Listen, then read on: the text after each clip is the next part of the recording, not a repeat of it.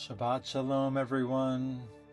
Last week's Torah portion was Parashat Emor from the book Vayikra, Leviticus. The word Emor means speak, and right away the portion is inviting us to pay attention to speech. What we say matters.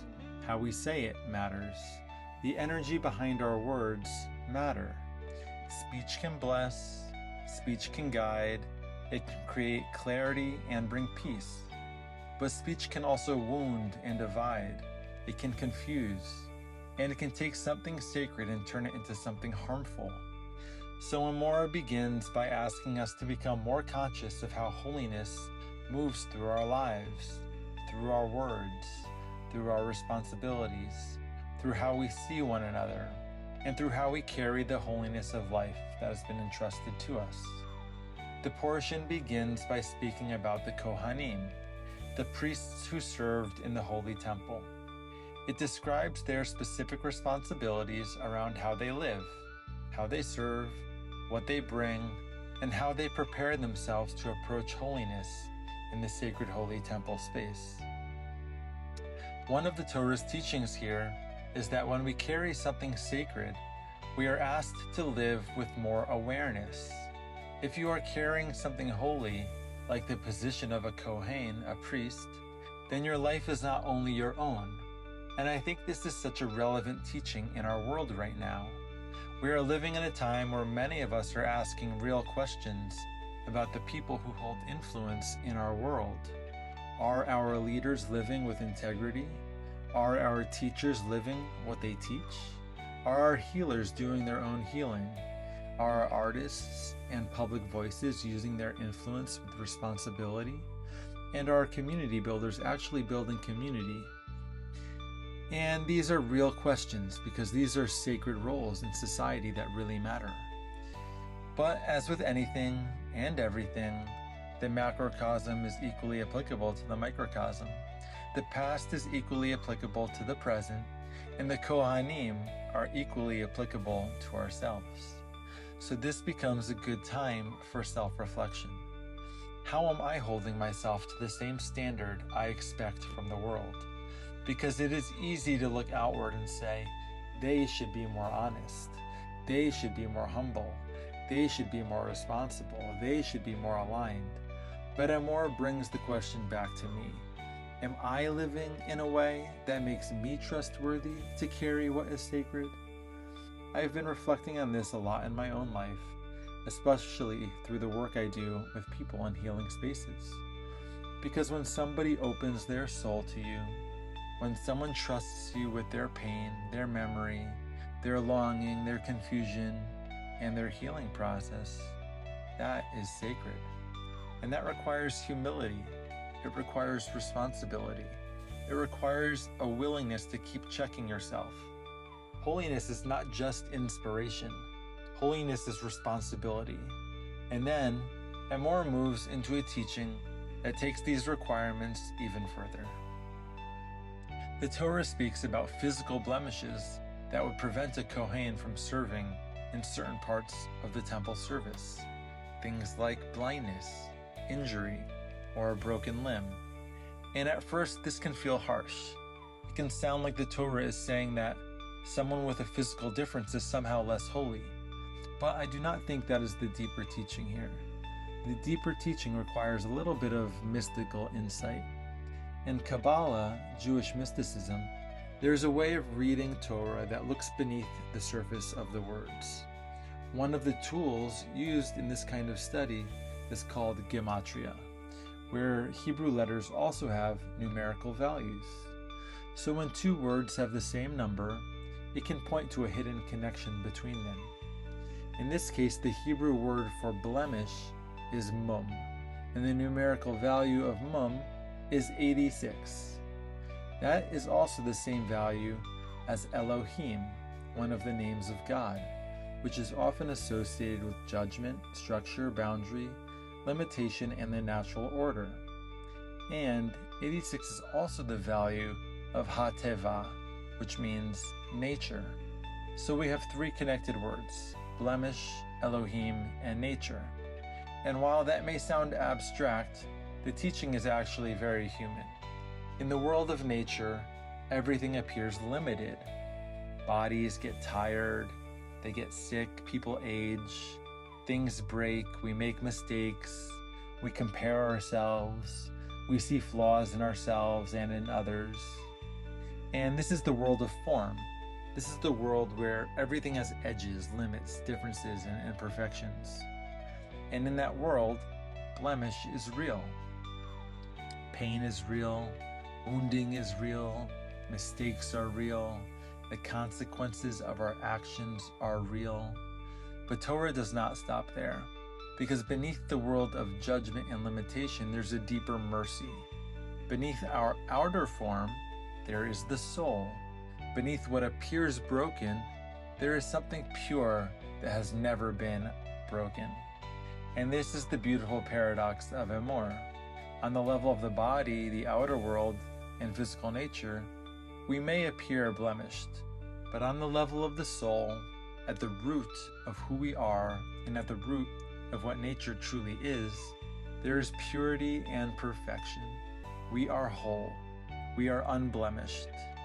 This connects to a beautiful verse from Shir HaShirim, the Song of Songs, where God says, "You are entirely beautiful, my beloved. There is no blemish in you." And how amazing this is, because God sees everything. God sees all our mistakes, sees every moment we fall short, sees our anger, our fear, our confusion, our ego, our jealousy, and our impatience. So how can God say there is no blemish in you? Well, because God sees deeper than the outer behavior. God is looking at the root of the soul. Every morning in the Jewish prayer, we say, "The soul you have given me is pure."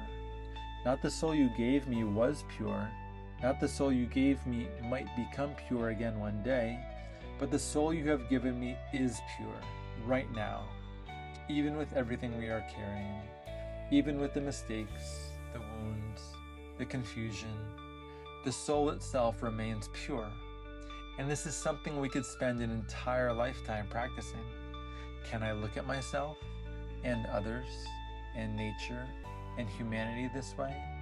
Can I remember, even in a difficult moment, that beneath the behavior, beneath the wound, beneath the defense, beneath the personality, there's a pure and unblemished soul? This does not mean we ignore harm. It does not mean we avoid accountability. And it does not mean every action is holy. But it means we do not confuse someone's deepest essence with their temporary distortion.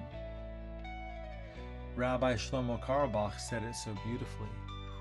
Not every person always acts holy, but every person is the Holy of Holies.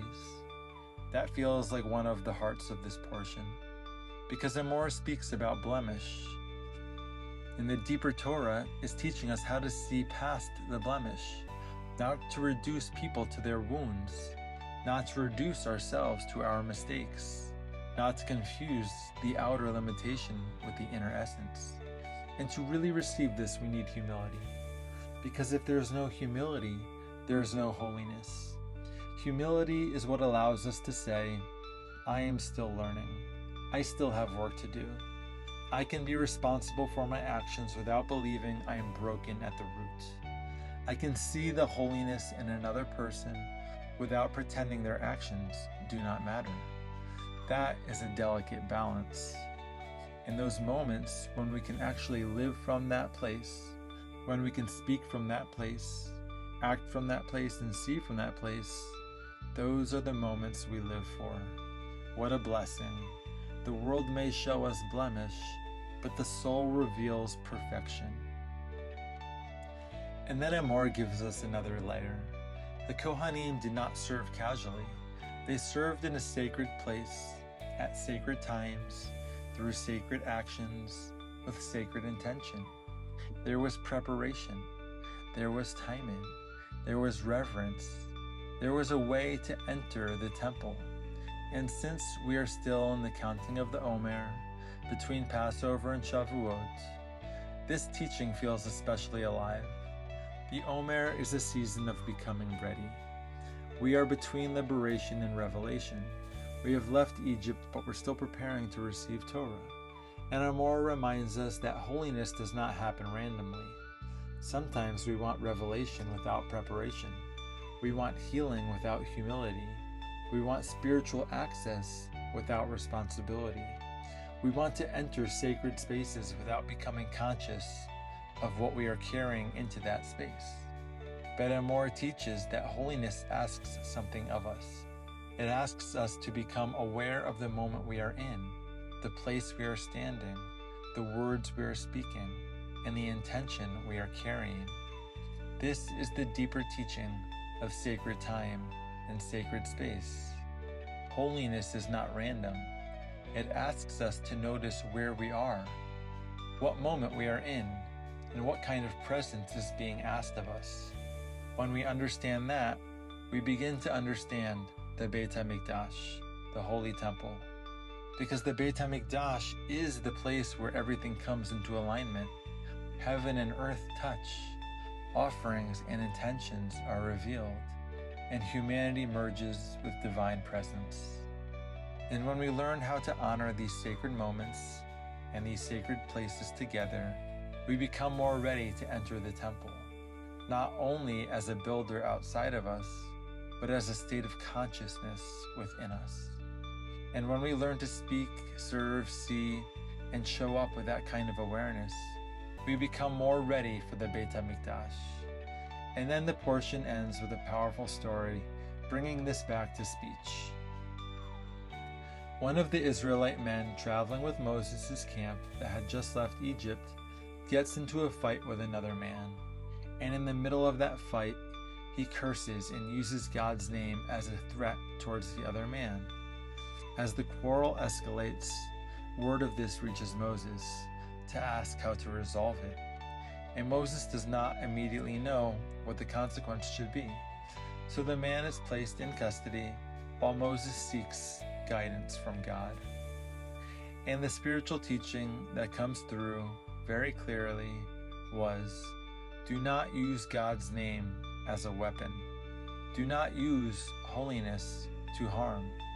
Do not use spiritual language to curse, shame, dominate, or justify cruelty. Do not bring God into your fight as ammunition. The divine name is meant to bless. It is meant to heal. It is meant to sanctify and unify. But in this story, the man takes something holy and uses it from a place of anger and conflict. And that is the desecration. And this is still so relevant. Anytime we use God or righteousness, religion or spirituality, or even love and light to humiliate another person, we are in danger of repeating this mistake. Anytime we say, God is on my side, so I am allowed to hurt you, we have lost the thread. So the teaching here is, do not bring God into your fight, but bring your fight into God. That is the transformation. Do not say, God, destroy my enemy. Say, God, purify my anger. Help me speak truth without hatred. Help me seek justice without losing mercy. Help me remember the soul of the person in front of me. And that is Emor. So this week, maybe the invitation is simple. Where am I being asked to carry more responsibility? Where am I seeing only blemish instead of remembering the soul? And where can my speech become more of a blessing? Because holiness is not about appearing perfect. Holiness is about becoming trustworthy with what is sacred. Our words, our responsibilities, our perception, our presence. The world may show us blemish, but the soul reveals perfection. And when we learn to speak, serve, and see from that place, we may become ready for the Beit HaMikdash. Shabbat Shalom.